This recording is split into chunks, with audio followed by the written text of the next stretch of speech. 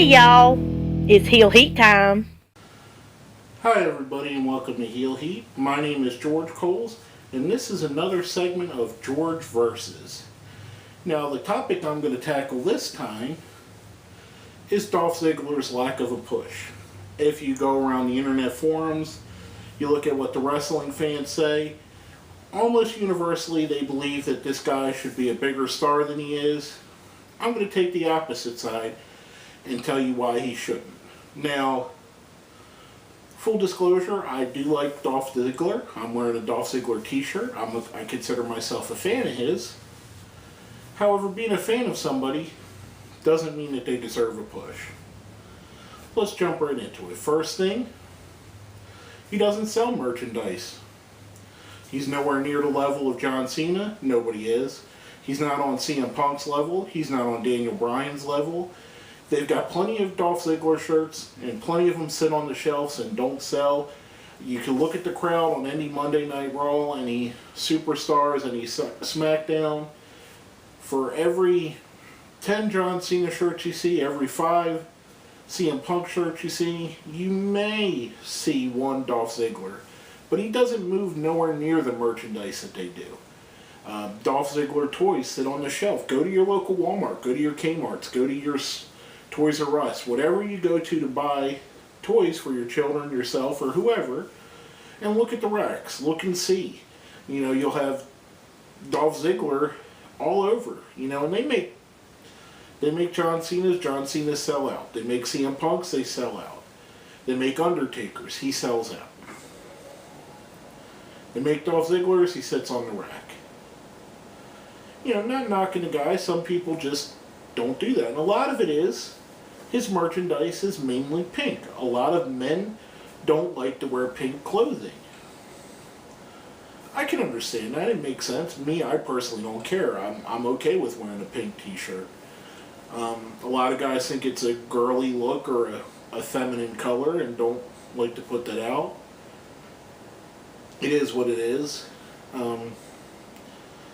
Just saying, you know, some of it's the design of his t-shirts, the styles and the things that they've come out with for him. A lot of it is him. He just doesn't push you to buy that merchandise. Some people will buy a shirt they don't necessarily like if it's for a wrestler they do like. Case in point, Daniel Bryan. He sells merchandise, and I would say his merchandise overall looks worse than Dolph Ziggler's. Just one of those things. One of the reasons why he doesn't get the push, because he doesn't bring back the money. Another reason, our second reason, he has horrible timing. The one time it looked like he was set for a huge push, when he's cashing in the Money in the Bank the day after WrestleMania, he gets injured. He gets a concussion. He isn't seen for a month. Stalled out his push, and it stalled out what they could have potentially did with him, because even after he had come back, they protected him for a while because they don't want him to get injured again. Unfortunately, that's what it is. A lot of wrestling success is timing.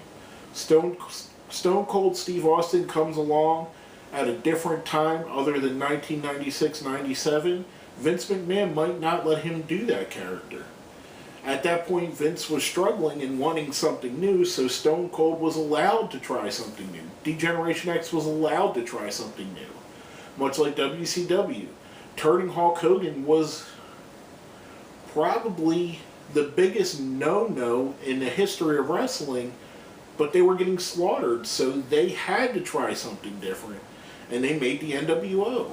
ECW, a little company built in Philadelphia, New Jersey, and New York, had to try something and do something different to stand out from WWF at the time and WCW, and they drove and made a niche cult following. CM Punk, to get noticed, had to be different than John Cena, had to give something different for the fans to follow. And it's all about timing. It's all about when and where you pick your spots and you do what you should. Now, another reason is that he's badmouthed the WWE in interviews. A lot of people look at this and go, well, he's just saying how he really feels. You know, they're a little bit sensitive. But let me ask you this. If today you went on your local radio station, and everybody has one, or whatever the closest to your local area is that has a radio station or a television station, and they did an interview with you, and you said to them bad stuff about your employers, bad stuff about the decisions they've made, why you haven't been made a supervisor, which would be the equivalent of him being pushed, why you think that so-and-so's a bad supervisor, I guarantee the next day you went into work, you would face severe reprimands, if not losing your job altogether. You can't go around biting the hand that feeds you and expect them to give you more food. It just doesn't work that way. That's not how the world works. Some guys get away with it because they're so talented that they can. And they also, a lot of times they clear what they're going to say. You know, the CM Punk pipe bomb, I guarantee that was cleared beforehand. And matter of fact, the saying was, the rumor going around is that if he said something he wasn't supposed to or he went too far, they were going to cut the mic, and they cut it when they did. Which brings us back to the original point. You can't badmouth the people that are paying you. They're not going to give you anything. Go ahead and badmouth your company. I challenge you, anyone that says that this isn't a big deal, I challenge you to badmouth your employer in a public forum and see what the repercussions are. It's just not going to be good for you. Now, another reason why I think he doesn't deserve the main event push, he's too much of a tribute act. There's one thing to take pieces of Billy Gunn or take pieces of Mr. Perfect and incorporate them into your style. Everybody does that. Dean Ambrose is a little bit of Roddy Piper. CM Punk's a little bit of Roddy Piper. John Cena's a little bit of Hulk Hogan. You know, everybody has their influences. Unfortunately, on Dolph Ziggler, his influences shine through more than Dolph Ziggler. You know, a lot of times his style, his gimmick, it's Mr. Perfect style and gimmick. His moveset, he does the Famouser. He does Billy Gunn's move. He looks like Billy Gunn and does his move. So what are you going to think when he does it? You think Billy Gunn. You don't think Dolph Ziggler. If he needs to create a style that's all Dolph Ziggler, it could show all the influence he wants. One of my favorite wrestlers of all time is Raven. Raven took a lot of what made the Raven character what it was. He blatantly ripped off from Kevin Sullivan in Florida Championship Wrestling. Now here's the difference. He put his own spin on it. Instead of being satanic cult worshippers, they were more of a grunge, nihilistic, against the world, same kind of thing. A little bit different spin, a little bit different style, a little bit different wordage and attitude, and bam, his Raven's Nest, the Flock, the Gathering, whatever you want to call it, was successful in multiple companies. While the basic concepts he stole or borrowed or was influenced by Kevin Sullivan. No matter how you say it, it all comes back. You can be influenced by somebody. In the thing in popular culture that would be a good example is, let's say, a group like Oasis. Very solid band. Makes good music. However, when you listen to Oasis, it's almost like they're a Beatles cover band. They wear their Beatles influence so much on their sleeves that it's hard to think of them as anything other than a Beatles ripoff. And that's how I feel, that's how I know a lot of people feel. It's different when you got a band like Black Sabbath, who all individually say their favorite band and their most influential band is the Beatles. Well, they took what the Beatles did and they put their own spin on it. Oasis took what the Beatles did and did it just like the Beatles. Dolph Ziggler's taken what, basically I think he's an amalgamation of Mr. Perfect and Billy Gunn. He's taken what Billy Gunn and Mr. Perfect did before him, mashed it together and not put enough of his own spin on it that you see the difference between him and the two other guys for Dolph Ziggler to be his own standout character. That's why I say he's too much of a tribute act. Now our next reason, he hasn't had any memorable feuds or angles. I mean, can you honestly tell me the last person you remember him feuding with? Go ahead, put it in the comments, let me know. I can't remember. What was it, The Miz? Alberto Del Rio? And was anything something you cared about? Have you ever been fully invested into a Dolph Ziggler feud? His most promising times were, and I hate to say it, he played second fiddle to AJ Lee and Vicky Guerrero. I mean, there's something to be said about that. If you don't have something for the fans to go on, a guy that everybody likes to look down on, John Cena, I can name 5 feuds off the top of my mind that are going to go down in the annals of history of John Cena's without thinking too hard. I mean, I'll go right now. You got Edge, Triple H, CM Punk, you got Batista, and then you got Randy Orton. 5 feuds right there that everybody's going to remember. 20 years down the line, you're going to remember every single one of those feuds of John Cena's. Dolph Ziggler, a guy who spent similar time in the company, I defy you to bring up one feud that stood out from anything he's done. A lot of that has to do with booking, I understand that. Some of that has to do with him himself and not standing out and not making that impact, making us stand up and notice what he's doing.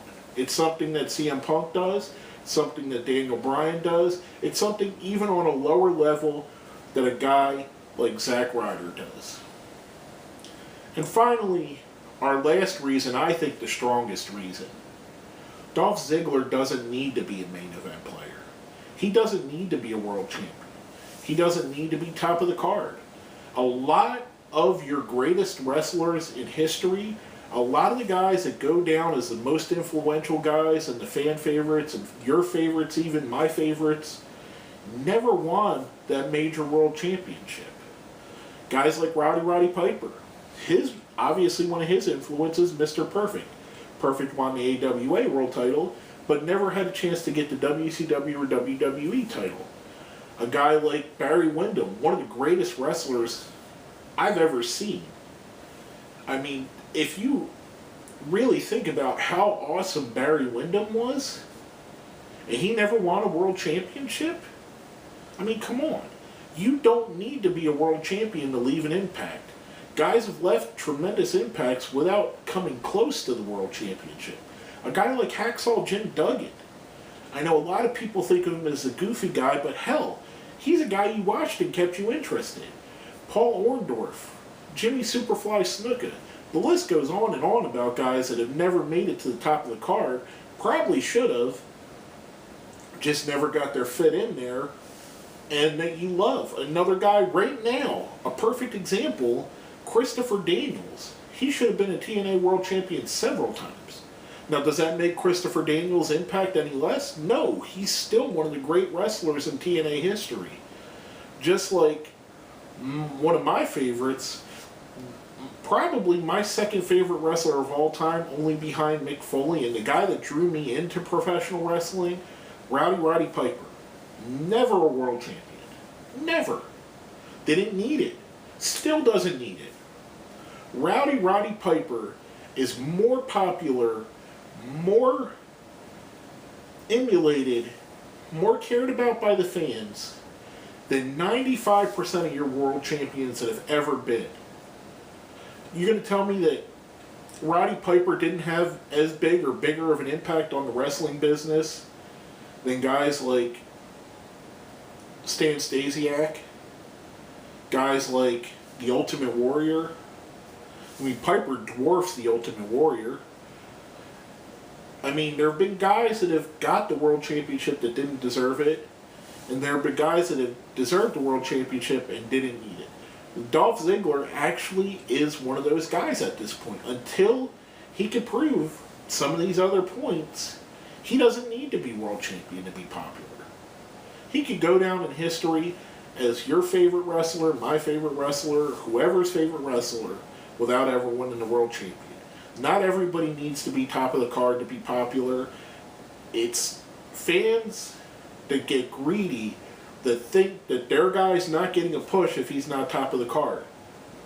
Junkyard Dog sold as many tickets as any wrestler that's ever sold tickets, and he was never a world champion. I'm just saying, you gotta look at it. You gotta look at it through a different lens. Especially with them combining the world titles, there's going to be less and less people that are elevated to that plateau. But basically, that's what I have to say about that. Now, if you have any counter arguments or things you think I'm way off base on, or if you agree with me totally, or there's something I might have left off that you might want to add, let us know. Hit us up on our Twitter, hit us up on Facebook, put it down where? Down there in the comments. But that's all I have to say about this. My name is George Coles. This has been another George Versus.